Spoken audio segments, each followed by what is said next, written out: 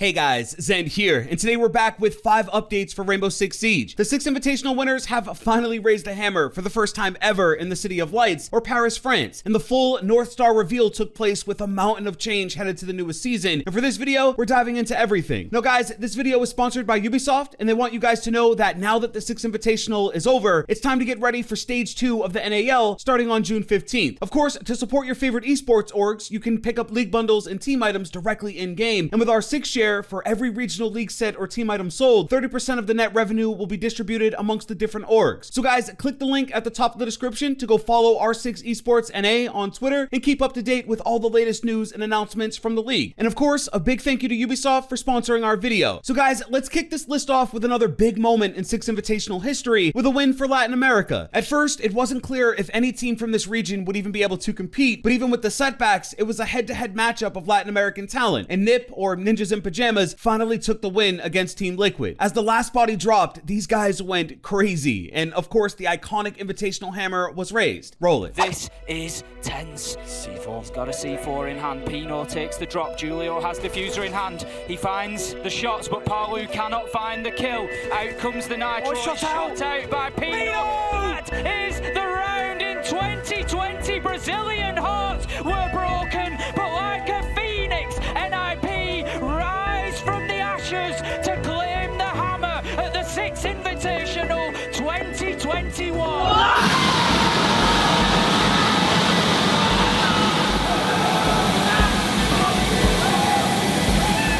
Now, even though there wasn't a crowd to do the cheering alongside them, people in Twitch chat and on Twitter went absolutely nuts because these guys had one insane ride to the victory and they made it happen. The first match was on Cafe and they crushed Liquid 7-2. After this match, it would only take just one more to seal the deal and win it all, but Team Liquid came back and won Map 2 on Chalet. Map 3 turned to Clubhouse and NIP was actually down in the first half of the game and things started to look pretty bad for them, but once defense came around, they turned a 2-4 to a 6-5. Even still, Liquid came away with the win on Clubhouse and forced what the league calls infinite overtime. The last map was Consulate, and man, Pino shot a C4 out at the last second and wrapped the whole thing up to raise the hammer for Ninjas in Pajamas. This is the first ever time a Brazilian team has won a Six Invitational, and for NIP in particular, it's extra special because they lost last year at the grand final to SSG. I'll admit that throughout most of the Invitational, they weren't on my radar or really anyone else's to win up until really the very end. But these guys just brought home $1 million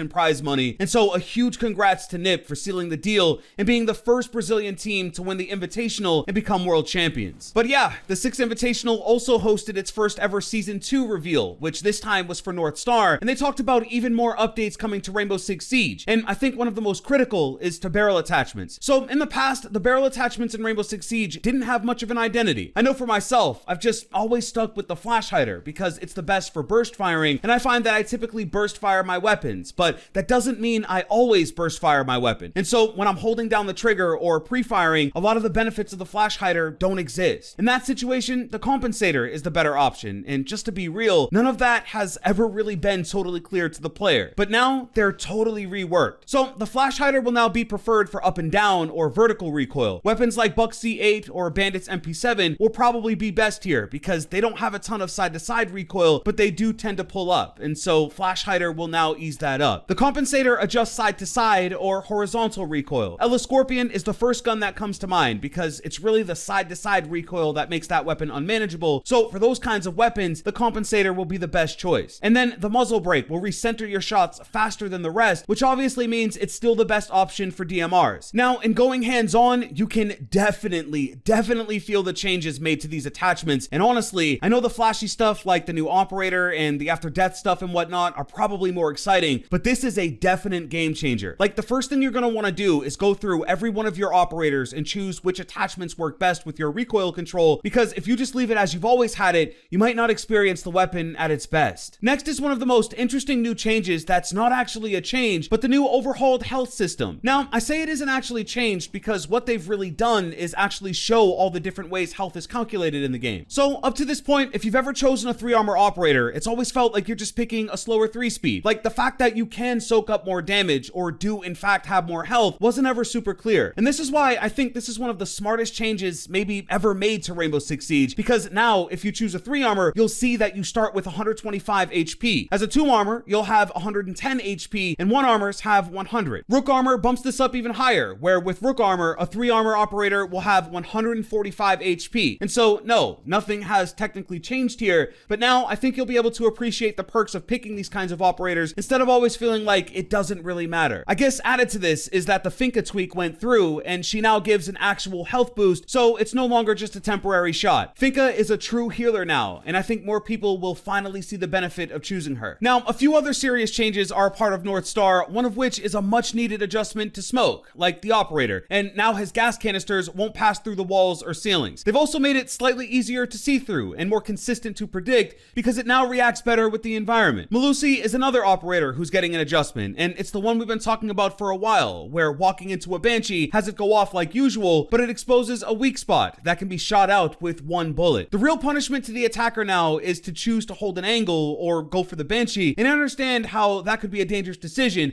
but now literally any operator can deal with this thing from a distance, and personally, I just think it's a huge nerf to her. The good thing is that they're going for different gameplay, because now it becomes more about putting the Banshee in areas that still have the effect, but maybe aren't so easy to shoot out. I think right now, Melusi basically puts the gadget in the middle of the floor where it'll almost always affect someone, and there really isn't too much thought to it. And so I like that you'll have to be a little more intentional about where they go. Finally, the bulletproof camera is getting a massive buff, and not only will it be able to rotate around like any other camera, but they're equipping it with a laser that has a Thatcher-like EMP effect, which is kind of mental. This is another change that's test server first, but it does make the bulletproof camera much more exciting because it has both intel and usable utility. I also think it's a little bit of a buff to Dokkaebi as well, because she'll be able to hack into this thing and disable defender gadgets, and so it's huge, like a very big buff to this secondary, but I think it makes it far more usable, and I'm looking forward to it. Now guys, the Six Invitational was packed this year. It took place in a brand new city, there were game-altering reveals, Thunderbird is amazing, and a region raised the hammer all the way up for the first time ever in a redemption story for landing in 2nd place last year. There really wasn't much else you could ask for a dedicated Rainbow Six Siege invite. But if there's one thing that has always interested me about the big stage, is that gosh darn hammer. Like guys, this thing is the trophy of all trophies for the league, and as for celebrations, there is literally nothing like watching a group of guys all put hands on this giant hammer and raise it to the sky. The Olympics get medals, MTV gives out the Moon Man, but here in Siege, we get a hammer, and I personally have always wanted to know where it comes from. If you thought it was just some cheap plastic paperweight, think again. This thing is handcrafted, and Ubisoft dropped a short trailer to show exactly how it's made. Just check it out.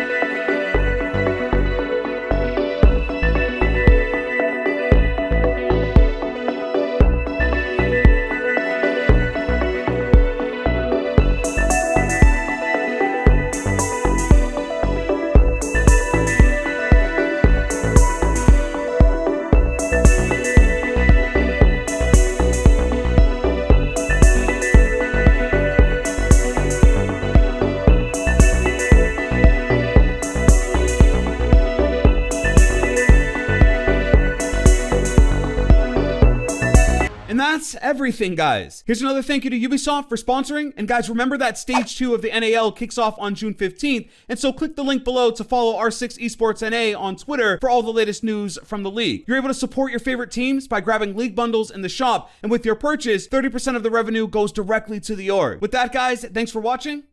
I'm out.